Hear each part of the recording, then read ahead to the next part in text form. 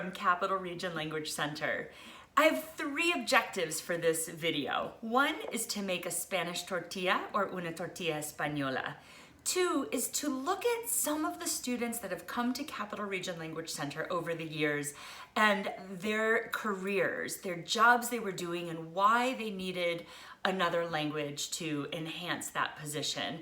And number 3, we'll take a look at current jobs that are available in the Capital Region for which bilingualism would be a huge bonus. Starting with the Spanish tortilla or una tortilla española, we have potatoes, las patatas, sometimes called las papas. We have an onion, la cebolla. We've got some eggs, and these are not dyed green. They're from my hens, which they lay green eggs. So los huevos, and then olive oil, el aceite de oliva. And we'll add a little salt and pepper in there for seasoning. The first thing to do is to either chop the potatoes very thinly or grate the potatoes on a mandolin type thing like this. Choose one or the other. In this case, I'll have to cook my sliced potatoes a little bit longer because they're about 3 times thicker. So the first thing we're going to do is heat up our olive oil until it bubbles just a little bit when we put in a piece of potato, and we're going to basically cook the potatoes and the onions together until they're soft. At that point, we're going to take them off of the heat, whip our eggs, and when they've cooled just a little bit, mix them into the egg mixture. The whole thing is going to go back to the pan with a couple tablespoons of that olive oil that we've reserved, and it's just going to cook until it's almost hard. We'll flip it on a plate, slide it back in to finish the cooking, and then we'll have our tortilla.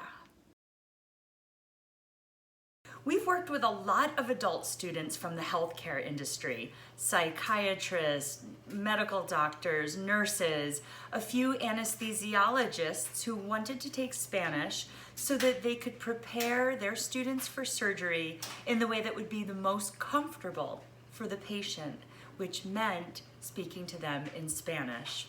We've also worked with lots of different kinds of educators who have wanted to connect better with their students or the parents of their students.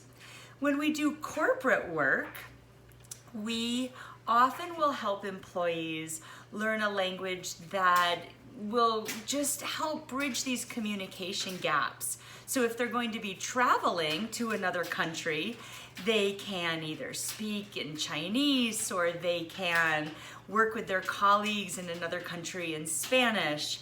And then of course there's PUBG, and on and off over the years, we've helped them with their Korean skills so that they could welcome their coworkers from Korea, but also be ready to travel and fit into the culture.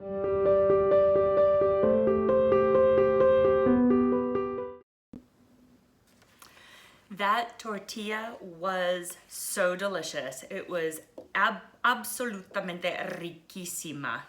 I highly recommend that you make one yourself. So, jobs on Indeed. I went to Indeed.com, I typed in Albany County, New York, and I put in bilingual Spanish. I came up with 228 different jobs. And a lot of those jobs were not necessarily career-based. I'm not going to talk about the translation, interpreting, and teaching because we know that foreign language is really important for those jobs. But here are some of the other jobs that came up. Call representative, legal services, auto claims for an insurance company, the FBI, working for the labor department for the state of New York, working as a public health specialist. Can you imagine the number of people who need health information in their first language? And how can they get it if we're not working on our own language skills? In addition to the bilingual Spanish filter that I put on my Indeed job search, I also did bilingual Korean, Russian, Chinese, German, and there are jobs in our region. Two of the pharmaceutical companies had a line that simply said, bilingual in any of these languages is a plus. So there really are jobs out there.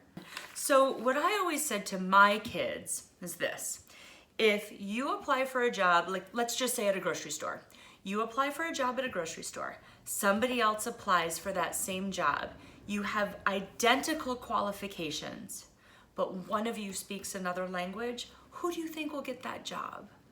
It's going to be the person that can communicate with more people, that can help bridge those cultural and linguistic gaps. And for that reason, I think you should stick with your language classes.